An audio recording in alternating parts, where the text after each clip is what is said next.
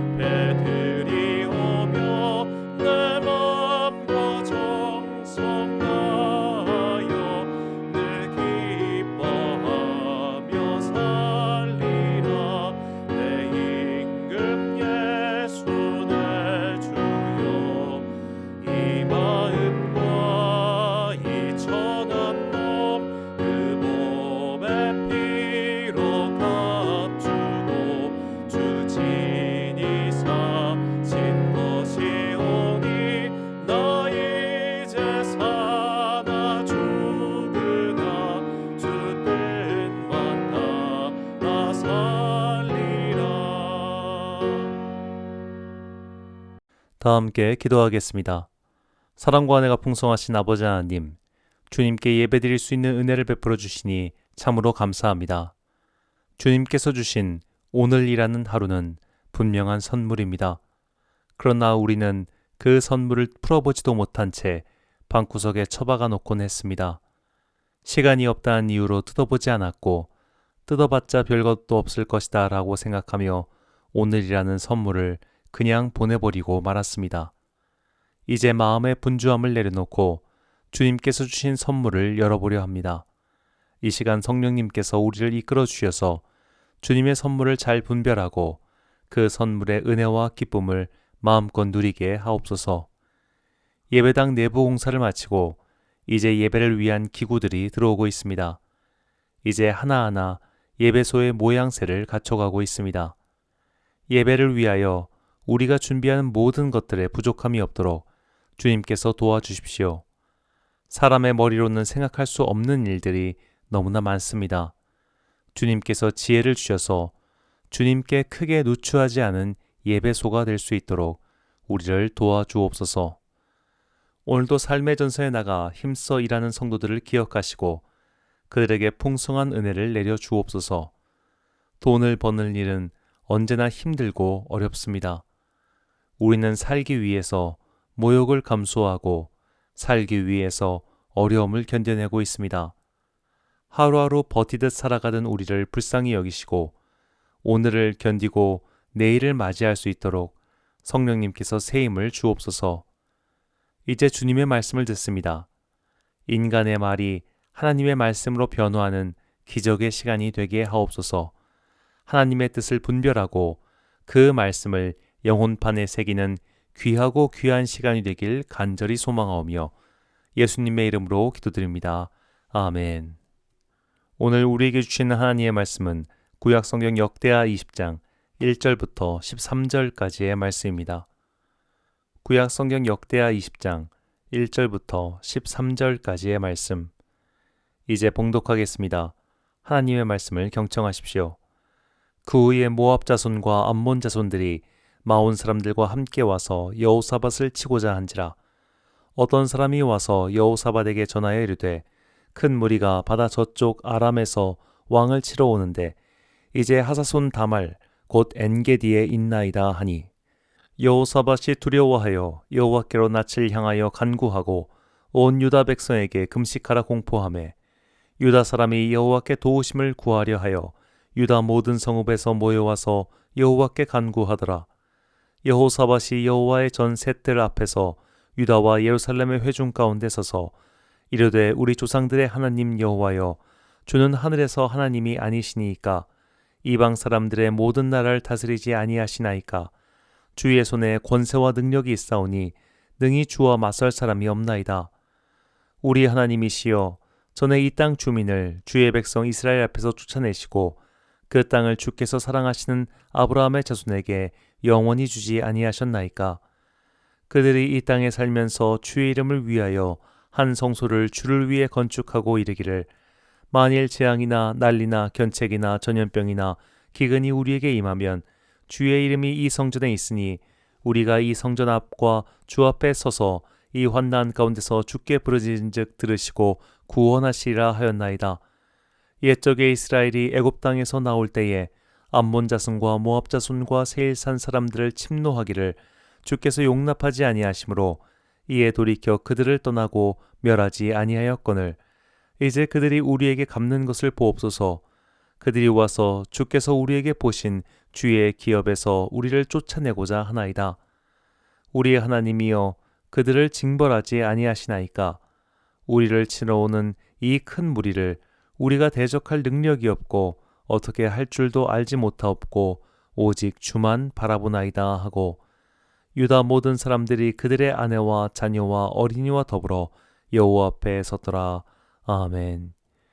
여호사밧의 기도, 찬양이라는 기도라는 제목으로 하나님의 말씀 선포하겠습니다. 코로나 시대를 맞이하여 전 세계는 언택트의 시대로 급속하게 돌입하고 있습니다.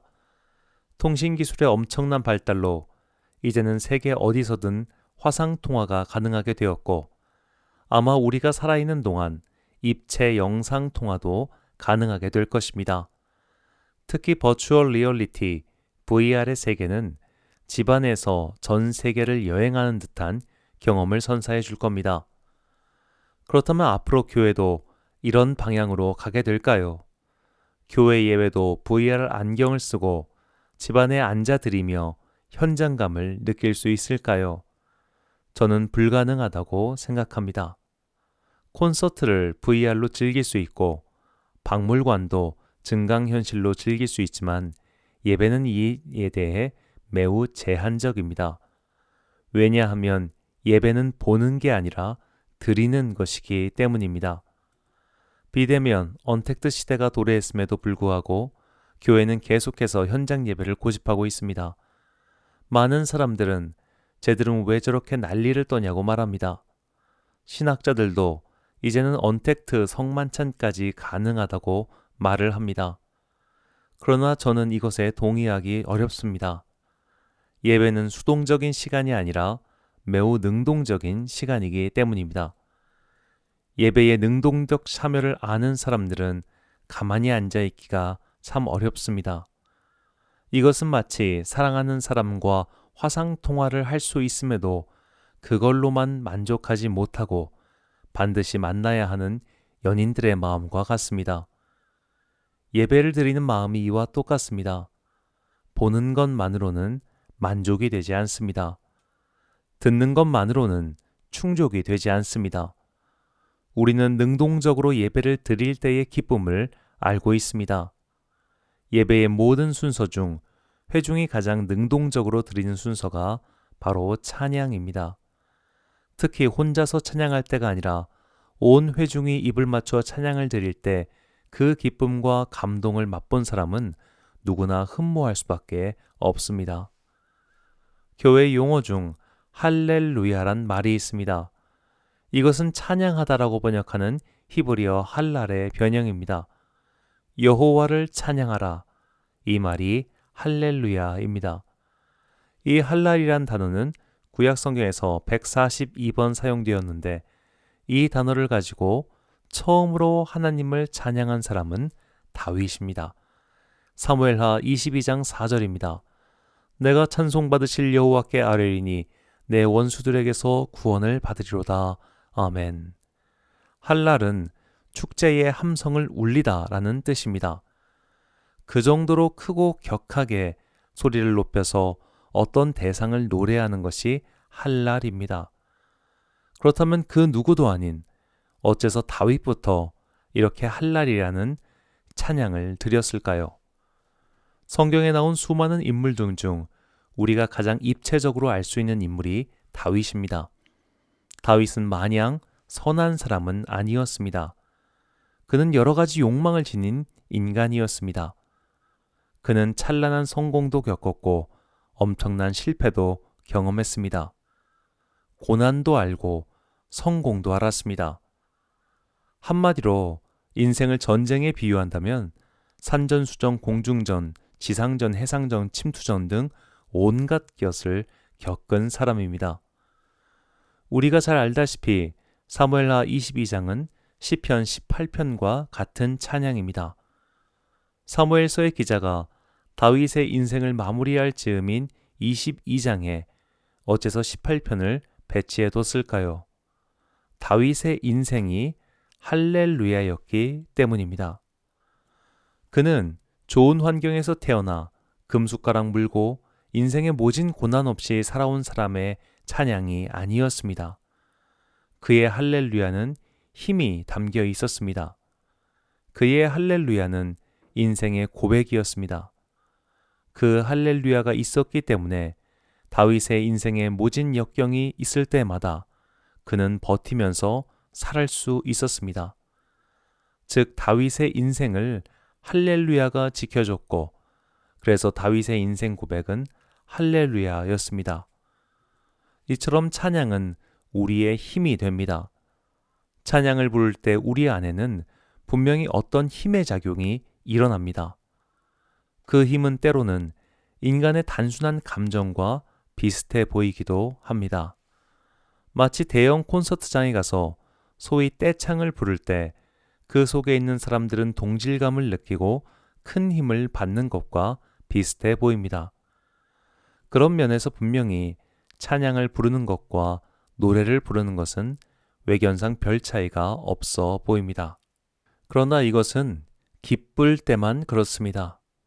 기쁠 때는 일반 가요든 찬양이든 외견상 별 차이가 없어 보입니다. 사람의 마음을 고양시키고 행복감을 느끼게 만듭니다. 그러나 찬양의 진정한 힘이 발휘되는 것은 바로 힘들 때입니다. 우리가 슬프거나 힘들 때 슬프고 힘든 노래를 듣거나 부르면 더 힘이 빠지고 더 우울해집니다. 슬픈 노래, 소위 발라드라고 하죠. 그런 잔잔한 노래는 잠시 마음에 위로를 주기도 하지만 진짜 우울할 때는 한없이 그 우울감에 빠지게 만듭니다. 하지만 찬양은 그렇지 않습니다. 우리는 힘들 때 찬양을 부르면 힘을 얻었습니다. 비단 신나는 찬양, 리듬감이 있고 박자가 빠른 찬양을 부를 때만이 아닙니다. 힘들 때 내 마음을 알아주고 내 마음에 힘을 주는 찬양을 부르면 가요와 같은 세상의 노래가 줄 수 없는 큰 힘을 얻을 수 있습니다.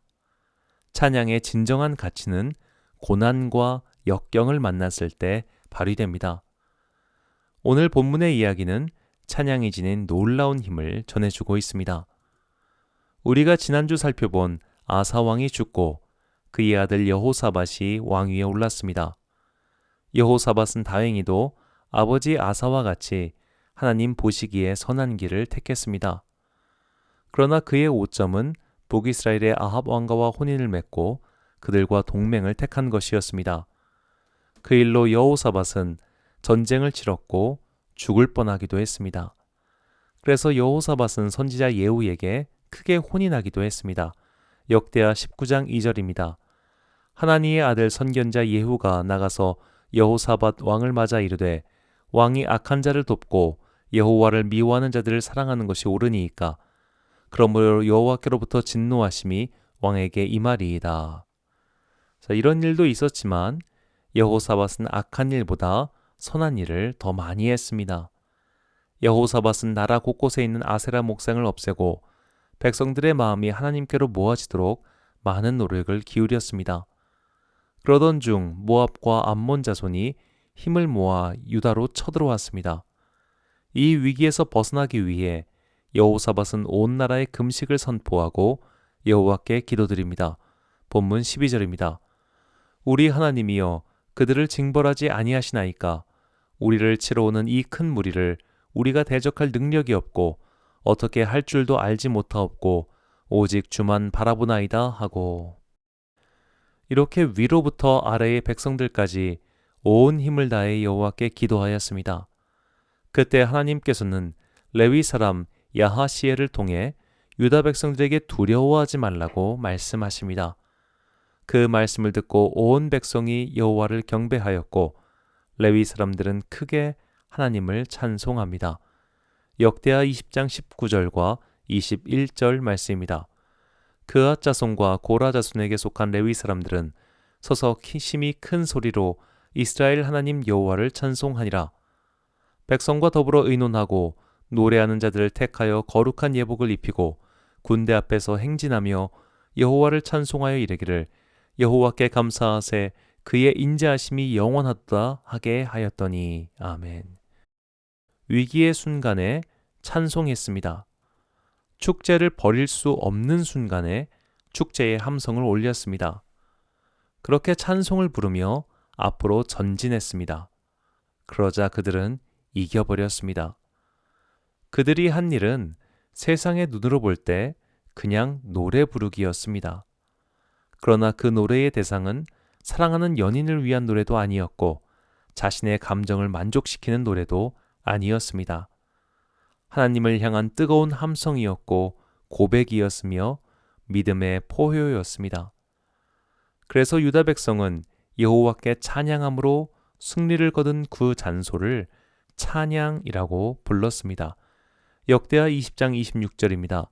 넷째 날에 무리가 브라가 골짜기에 모여서 거기서 여호와를 송축한지라. 그러므로 오늘날까지 그곳을 브라가 골짜기라 일컫더라. 아멘. 브라가는 히브리어 바라크의 변형입니다. 바라크는 축복하다는 뜻도 있지만 예배하다, 찬양하다의 의미도 있습니다. 예배를 드리니 축복이 임했습니다. 찬양을 하니 축복이 임했습니다. 그들은 그저 찬양하며 전진했을 뿐입니다. 그러자 여호와 하나님께서 싸우셨습니다. 그리고 유다 백성은 전리품을 그저 거둬들였을 뿐입니다.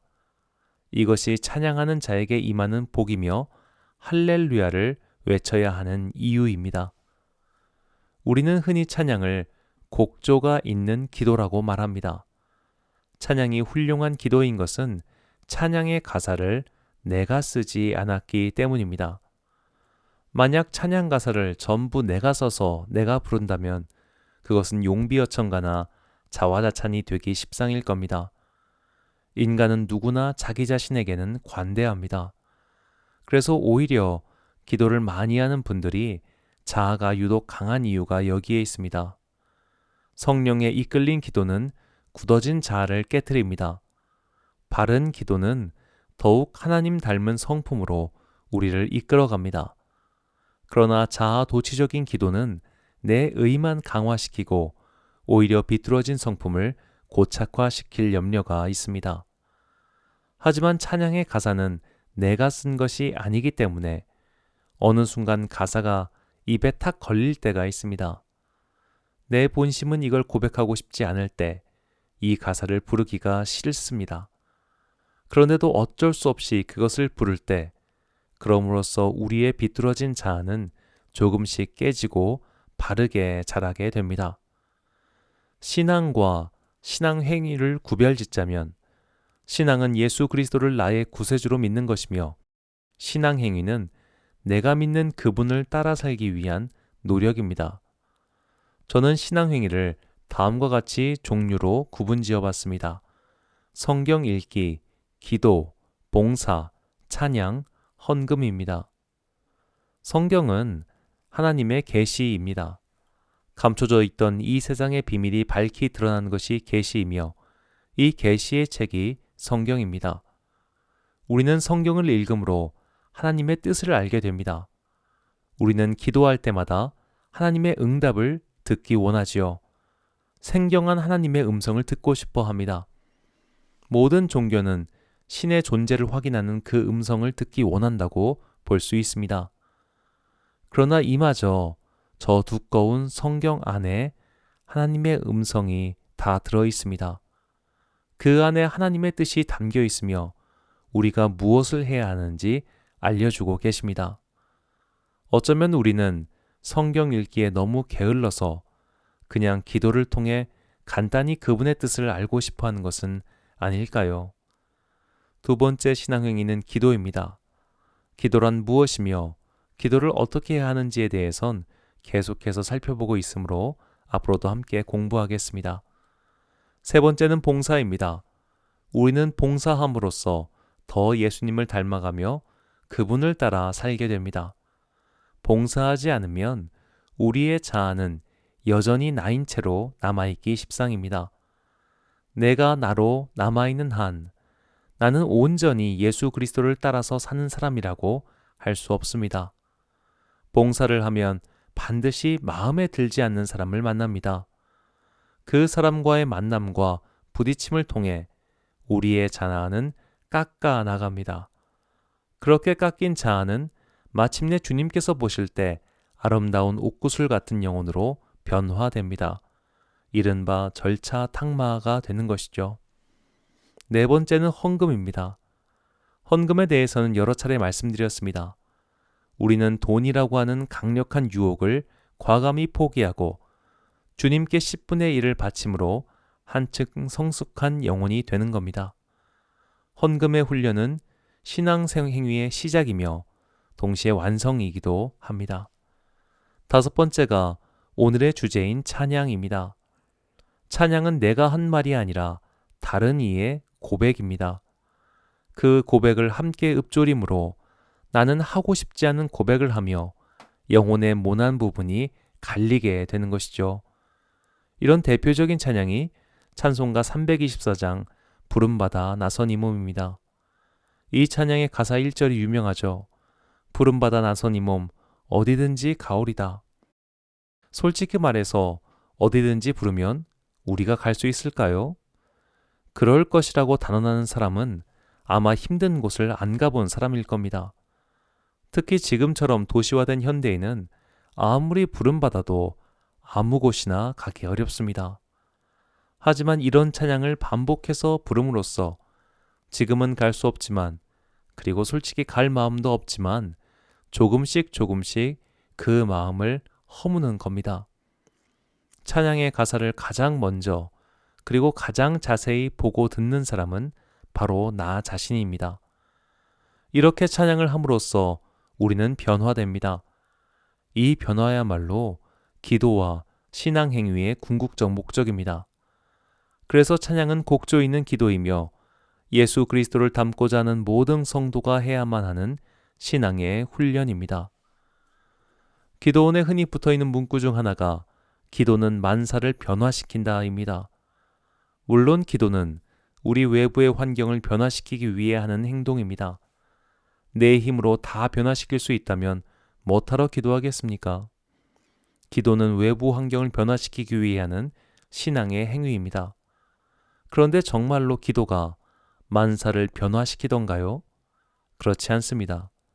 기도는 기도하는 사람을 변화시킵니다. 기도하는 사람의 시선이 변하고 관점이 변하니 그를 둘러싼 세상이 달리 보이는 겁니다. 찬양도 이와 마찬가지입니다. 오늘 본문의 여호사밧과 유다 백성들이 그랬습니다. 그들의 외부 현실은 하나도 변하지 않았습니다. 여전히 모압과 암몬의 군대는 쳐들어오고 있었고 남유다 왕국은 쓸데없이 북이스라엘의 전쟁에 참가해서 헛되게 군대를 이뤘습니다. 국방은 비어 있었고 할 수 있는 방법은 없었습니다. 그러나 그들은 소리 높여 찬양했습니다. 그 찬양이 하나님께서 일하실 장소를 만들었고 그들은 결국 승리했습니다. 할렐루야, 여호와를 찬양하라. 이것은 예수 그리스도를 믿는 모든 성도들이 마땅히 해야 할 바이며 또 그것을 해야 살 수 있습니다. 시편 113편 1절과 2절 말씀입니다. 할렐루야, 여호와의 종들아 찬양하라. 여호와의 이름을 찬양하라. 이제부터 영원까지 여호와의 이름을 찬송할지로다. 아멘. 여기서 1절의 찬양과 2절의 찬송의 히브리어가 다릅니다. 1절의 찬양은 앞서 설명드린 할랄이고 2절의 찬송은 앞서 설명드린 바라크입니다. 바라크는 축복하다의 의미도 있다고 설명드렸습니다. 찬양하십시오. 하나님께서 복을 주십니다. 찬양하십시오. 하나님께서 승리의 길로 이끌어 주십니다. 사랑하는 로뎀교회 성도 여러분, 그리고 이 예배를 함께 드리시는 귀한 주님의 자녀 여러분, 이사야 43장 21절의 말씀처럼 우리는 찬송하기 위해 지음받았습니다. 자동차는 도로를 달리기 위해 만들어졌지 밭을 갈기 위해 만들어진 것이 아니죠. 자동차로 밭을 갈면 미친 사람이거나 혹은 차를 부술 생각일 겁니다. 창조의 목적대로 살지 않으면 망가집니다. 찬송을 위해 지음받은 존재이니 마땅히 찬양하지 않으면 우리는 인간으로서 그 영혼의 기능을 상실하고 말 겁니다. 찬양의 가사는 내가 가장 먼저 보고 가장 먼저 듣습니다.